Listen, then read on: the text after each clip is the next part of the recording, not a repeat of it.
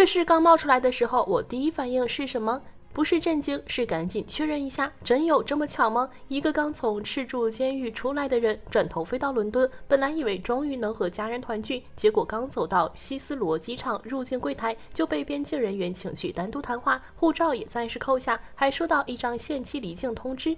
你说这剧情谁写的？前半段像终于抵达目的地，后半段突然改成机场一日游，而且这是最有意思的地方，不只是胡志伟到底能不能进英国，而是他一路上的判断、选择和最后得到的待遇，恰好把很多人的幻想照得明明白白。大家好，欢迎来到星球热点，国际大事从不缺席，舆论场中抽丝剥茧，聚焦独家中国资讯，点赞、订阅加小铃铛，带你用不一样的视角读懂中国故事。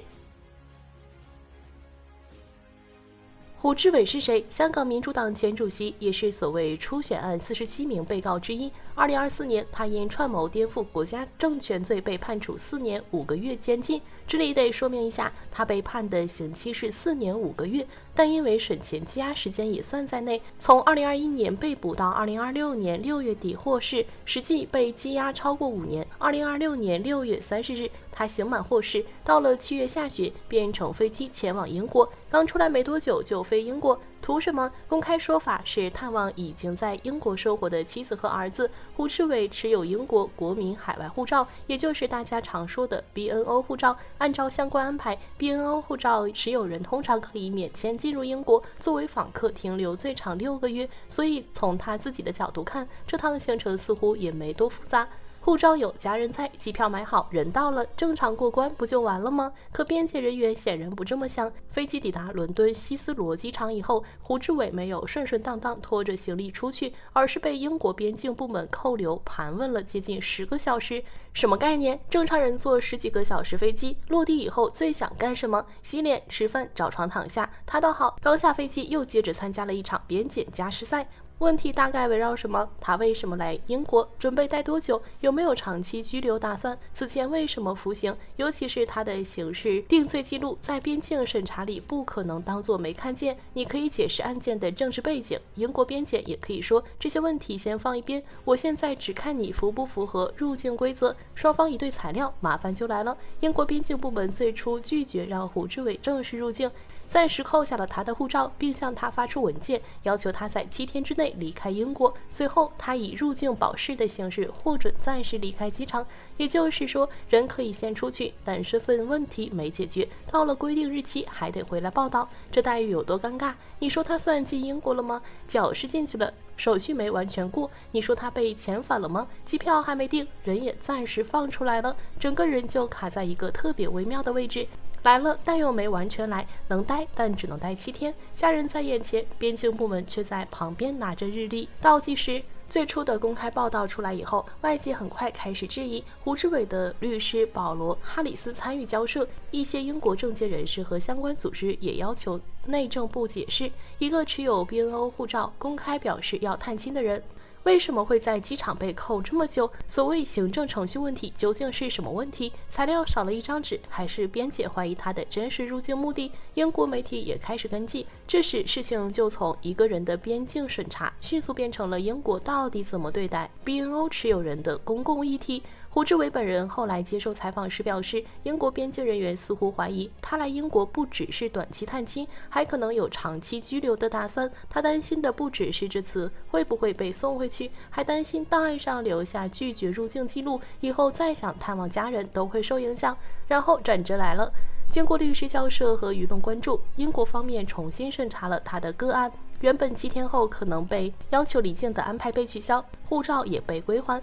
英国政府最终允许胡志伟以普通访客身份在英国停留6个月，他随后与妻子和儿子团聚。英国内政部确认他不会在原定日期被遣返。看到这里，有人可能要说，那他不是成功了吗？最后还是进去啦。没错，从结果看，他确实进入英国，也获得了6个月访客停留期。可问题在于，这个结果和他最初能想象到的待遇是一回事吗？一名曾经的政党主席拿着 BNO 护照去探亲，落地先被盘问近10个小时，护照暂扣，收到7天离境要求，靠律师和媒体介入以后才恢复普通访客待遇。注意，是普通访客，不是永久居民，不是特殊安置，也不是英国政府主动提供的长期保障。说白了，折腾一大圈，最后得到的是什么？就是一个 BNO 护照持有人通常可能获得的6个月访客期限。这像什么？你去饭店吃饭，刚进门先被保安拦住，问了半天，又让你限时离开。你找经理理论，新闻媒体也来了，最后饭店说算了，让他正常进去吃吧。然后你端着那碗原本就该端给你的面，还得把它解释成特别照顾，这就有点微妙了，对吧？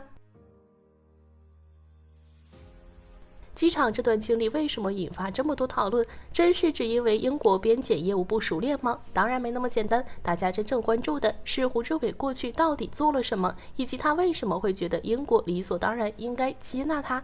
胡志伟不是普通游客，他当过香港立法会议员，也做过民主党主席，在香港政坛活动多年。后来他参与了2020年所谓初选，香港法院认定该计划试图通过取得立法会无差别否决政府财政预算案等方式，迫使政府停摆并推动政治目标，因此构成串谋颠覆国家政权。胡志伟最终被判刑4年5个月。有人会问他自己怎么理解这件事，他的支持者认为那是一场政治活动，法院则做出了有罪裁决。立场可以不同，但有一点躲不开，他抵达英国边境时，系统里显示的不是普通退休人士，而是一名刚刚服刑完毕、存在刑事定罪记录的外国访客。边境看到这种资料，会不会多问几句？肯定会。会不会怀疑他借探亲名义长期留下？也不奇怪，英国边境部门又不是粉丝接机站，人家不负责听完故事以后鼓掌，只负责判断你说来6个月，到时候到底走不走。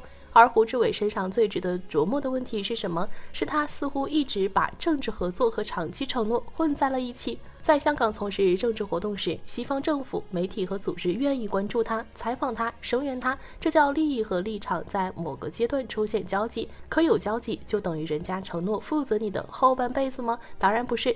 这就像2个人临时合伙做生意，项目进行的时候，甲方天天喊你重要伙伴，会议上给你留座位，媒体采访还夸你勇敢。项目一结束，你提着行李去甲方家门口说，咱们关系这么好，我以后就住你家了。甲方能不愣吗？胡志伟在机场碰到的问题，恰恰说明政治口号和移民程序完全是2套东西。前者可以说得很动听，后者只认材料、资格、犯罪记录、资金状况和真实入境目的。媒体可以称你为某种政治人物，边境人员只会问返程票呢？住在哪里？谁承担费用？准备停留多久？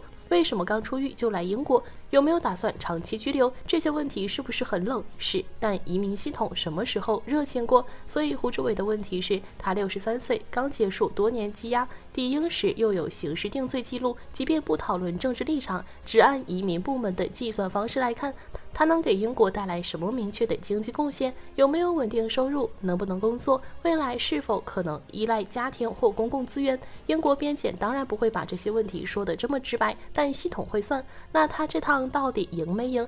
说完全输了吧，他最终见到了家人，也暂时不用离境。说赢了吧，他历经机场扣留、护照暂扣和限期离境风波，最后只是拿回普通访客待遇，怎么看都像折腾半天，把故事重新走回了起点。但胡志伟真正应该想明白的，恐怕不是英国边检为什么对他这么谨慎，而是为什么自己会对英国抱有那么高的预期。西方政治力量支持某些香港政治人物，首先考虑的是自身战略利益，不是私人感情。需要你的时候，镜头、声明、掌声全都可以有；不需要的时候，面对的就是一套不讲情面的行政程序。今天能叫你伙伴，明天也能让你在机场拿号码排队。政治世界里的热情保质期可能还没机场3明治长。